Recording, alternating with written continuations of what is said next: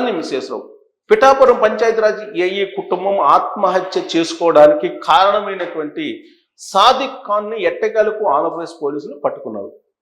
ఉత్తరప్రదేశ్లో ఉన్నటువంటి అతన్ని ఎట్టకేలకు వ్యూహాత్మకంగా ఆయన్ని పట్టుకుని అరెస్ట్ చేసి విచారించారు.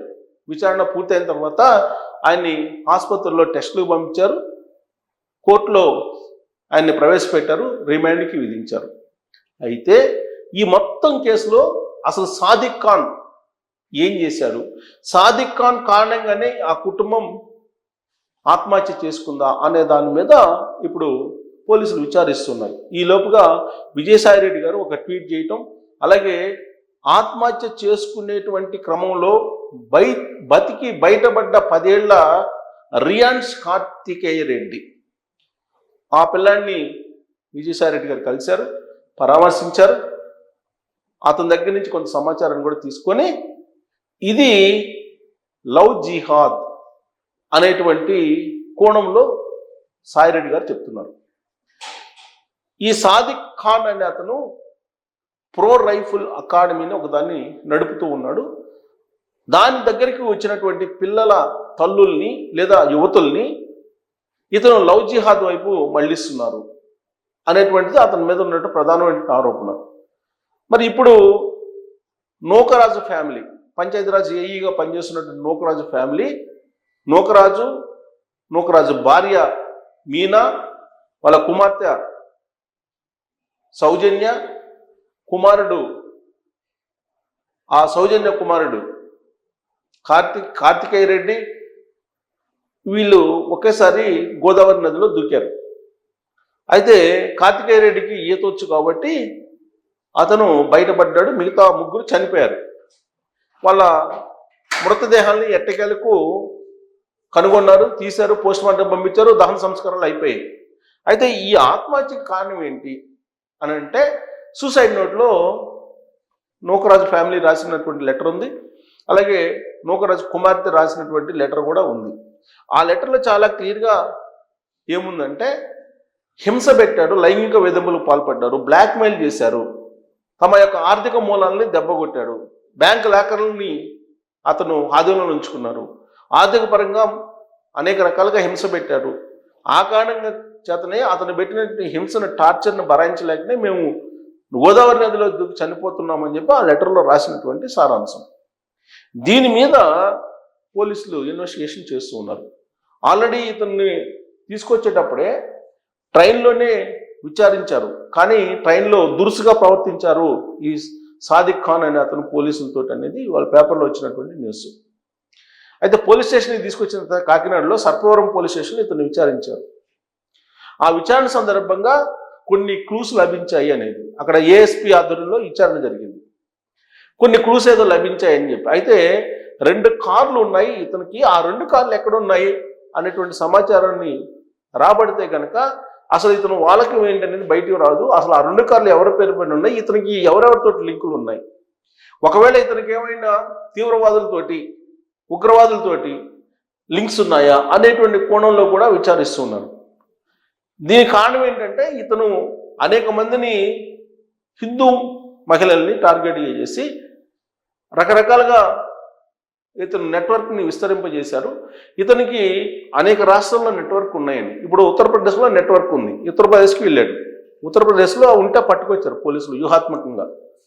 మరి ఇన్ని రాష్ట్రాల్లో ఇతనికి నెట్వర్క్ ఉందని అంటే ఇతను ఉగ్రవాదులతో లింకప్ అయి ఉన్నారా, ఉగ్రవాద లింకులు ఏమైనా ఇతనికి సాదిక్ ఖాన్కి ఉన్నాయా అనేటువంటి కోణంలో కూడా విచారిస్తున్నారు. కారణం ఏంటంటే ఇతను వాస్తవంగా రైఫిల్ షూటర్ కాదు, ప్రో రైఫిల్ అకాడమీ నడిపేటువంటి స్తోమత కూడా ఇతనికి లేదు. ఇతనికి ఉన్నటువంటి సర్టిఫికేట్లు కూడా డూప్లికేట్, ట్రైనింగ్ సందర్భంగా ట్రైనర్గా కావడానికి అవసరమైనటువంటి సర్టిఫికేట్లు కూడా ఫేక్ అని చెప్పి తేల్చారు. అయితే ఇతను ఏ విధంగా ఆ నూకరాజు కుమార్తెని లోపరుచుకున్నారు అనేది పోలీసులు ఆరాధిస్తున్నారు. అంతేకాదు ఇప్పుడు నూకరాజు అల్లుడు జగదీష్ రెడ్డి, అతన్ని కూడా ఇతను ఇంజక్షన్ తోటి చంపేశాడని చెప్పి కంప్లైంట్ చేశారు వియ్యంకుడు. ఆ కంప్లైంట్ మీద కూడా ఇప్పుడు విచారిస్తున్నారు. ఇప్పుడు సూసైడ్ నోట్లు, అలాగే నూకరాజు వెంకట ఇచ్చినటువంటి కంప్లైంట్, నూకరాజు ఫ్యామిలీ రాసినటువంటి లెటరు, నూకరాజు కుమార్తె రాసినటువంటి లెటరు, వీటన్నిటి మీదనే ఇప్పుడు ఇతన్ని విచారించారు, వీటిని బేస్ చేసుకొని. కాకపోతే ఇతను మొబైల్ డేటా ఇవన్నీ ఓపెన్ చేస్తే కనుక అసలు రహస్యాలు ఏంటి అనేది బయటకు రాదు. ఇతను లగ్జరీ లైఫ్, అనేకమైనటువంటి కార్లు, ఈ కారులో అతను ఏం చేస్తాడు, అతను ఎవరెవరితో టచ్లో ఉంటాడు, ఈవెన్ పొలిటికల్గా కూడా వైఎస్ఆర్ కాంగ్రెస్ పార్టీకి సంబంధించినటువంటి ప్రచారంలో చాలా కీలకంగా 2024 ఎన్నికల్లో ఉన్నాడు అనేది కూడా తెలుస్తుంది. ఇతను ఆల్రెడీ అక్కడ మైనారిటీ విభాగానికి సంబంధించిన లీడర్గా ఇతను కంటిన్యూ అయ్యాడు అప్పట్లో వైఎస్ఆర్ కాంగ్రెస్ పార్టీలో. ఇప్పుడు కూడా వైఎస్ఆర్ కాంగ్రెస్ పార్టీలోనే ఉన్నాడనేది కూడా ఇప్పుడు విచారణలో తేలింది. మరి ఇతను పార్టీ పరంగా, రాజకీయాల పరంగా అనేక మందితోటి లింకప్ అయి ఉన్నారా, లేదంటే అతను ఉగ్రవాదులతోటి లింకు పెట్టుకున్నారా, అసలు ఇతని యాక్టివిటీ ఏంటి, ఎందుకు ఇంతమందిని టార్చర్ పెట్టడం, ఆ టార్చర్ని తట్టుకోలేక వాళ్ళు చనిపోవడం అని అంటే ఇప్పుడు విచారణలో మొత్తం అంశాలు బయటకు రావాల్సి ఉంది. ఇప్పుడు విచారిస్తున్నారు, విచారించిన తర్వాత విచారణ ముగిసిన తర్వాత అరెస్ట్ చూపించారు, అరెస్ట్ చూపించిన తర్వాత ఖచ్చితంగా కోర్టులో ప్రొడ్యూస్ చేయాలి కాబట్టి చేశారు, రిమాండ్కి పంపిస్తారు. మళ్ళీ పోలీస్ కస్టడీకి తీసుకునేదానికి ఇతన్ని కస్టడీ పిటిషన్ వేశారు పోలీసులు. ఈ కస్టడీ పిటిషన్ని పరిశీలించిన తర్వాత కోర్టు మళ్ళీ అనుమతిస్తే విచారించడానికి ఇతన్ని తీసుకొచ్చి విచారిస్తారు. ఆ విచారణ సందర్భంగా అదనపు సమాచారం, అంటే ఒక్క నూకరాజు ఫ్యామిలీయే కాదు, అనేక మందిని ఇతను హింస పెట్టాడు, అనేక మందిని బ్లాక్మెయిల్ చేశాడు, అనేక మంది మీద అత్యాచారాలు చేశాడు అనేటువంటి ఆరోపణలు కూడా అతని మీద ఉన్నాయి. సుమారుగా ఒక 10 ఫ్యామిలీస్ వరకు ఇతని బాధితులు ఉన్నారు అనేది తాజాగా వినిపిస్తుంది. ఆ కోణం నుంచి కూడా పోలీసులు ఇప్పుడు విచారించేటువంటి అవకాశం లేకపోలేదు. బట్ సాదిక్ ఖాన్ పూర్తి స్థాయిలో సహకరించట్లేదు పోలీసులకి విచారణ సందర్భంగా అనేది వినిపిస్తుంది. మరి ఒకవేళ సహకరించకపోతే పోలీసులు మళ్ళీ కస్టడీ తీసుకుంటారు కాబట్టి ఆ సందర్భంగా పూర్తి వివరాలు బయటకు వచ్చేటువంటి అవకాశం ఉంది. ఇప్పుడు 10 ఏళ్ల రియాన్స్ కార్తిక్ రెడ్డి మాత్రమే ప్రత్యక్ష సాక్షి ఈ సంఘటనకి. అందుకే ఇప్పుడు అతని మీద నిఘా పెట్టింది పోలీసులు. కారణం ఏంటంటే అతన్ని చంపేయడానికి సాదిక్ ఖాన్ ప్లాన్ చేశాడు అనేది ఆరోపణ.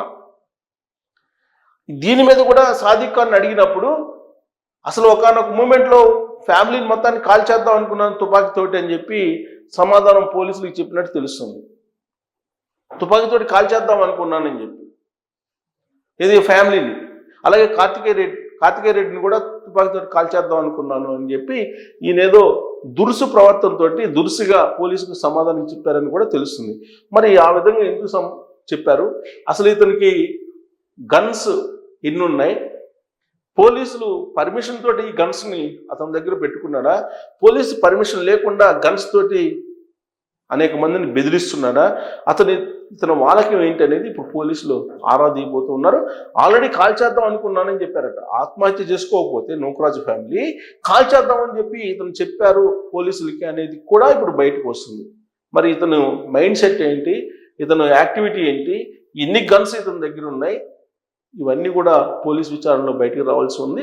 ఇప్పటివరకు అయితే అతన్ని అరెస్ట్ అయితే చేశారు పోలీసులు. మరింత సమాచారం బయటికి రావాల్సి ఉంది. ఎన్ని ఫ్యామిలీస్ ఇతని కారణంగా హింసకు గురయ్యాయి అనేది ఇప్పుడు ఆరాధిస్తున్నారు పోలీసులు. దీని మీద మీరు కామెంట్ చేయొచ్చు. Thank you.